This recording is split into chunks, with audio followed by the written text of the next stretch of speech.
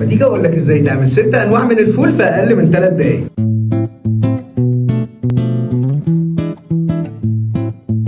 فاكرين الفول اللي احنا دمسناه؟ بصوا شكله عامل ازاي، ولا اروع. انا يا دوبك سخنته بس. فلفل الوان متقطع بالشكل دون، طماطم متقطعه صغير، سجق. ده الاول طبق معايا.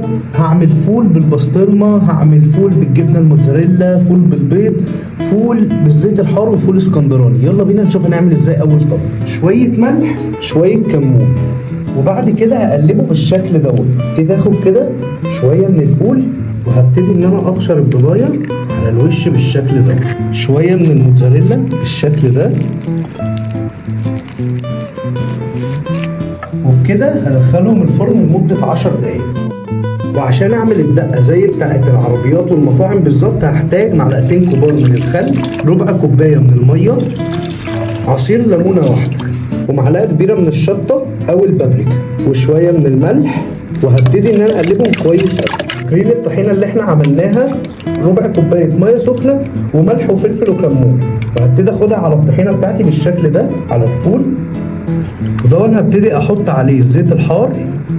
اما ده انا هبتدي احط شويه من الدقه اللي احنا عملناها.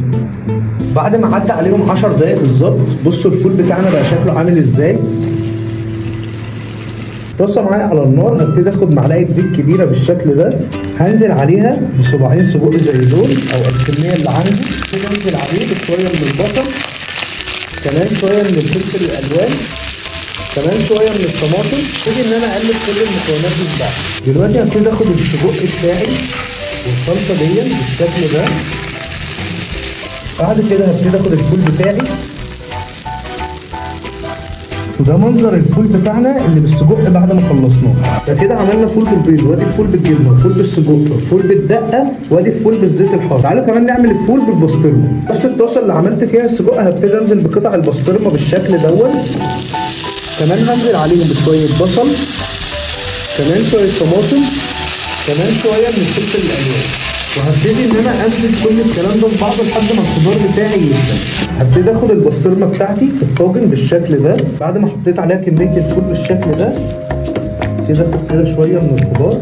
وبكده نكون خلصنا 6 انواع من الفول. مفيش اسهل من كده. اول واحد معانا بالزيت الحار، تاني واحد بالبسطرمه، تالت واحد جبنه موتزاريلا، رابع واحد بالبيض، خامس واحد بالسجق، سادس واحد بالدقه. ولو عجبك الفيديو بتاع النهارده ما تنساش تدلعنا بلايك وشير وسبسكرايب، وهستنى رايك تحت في الكومنت.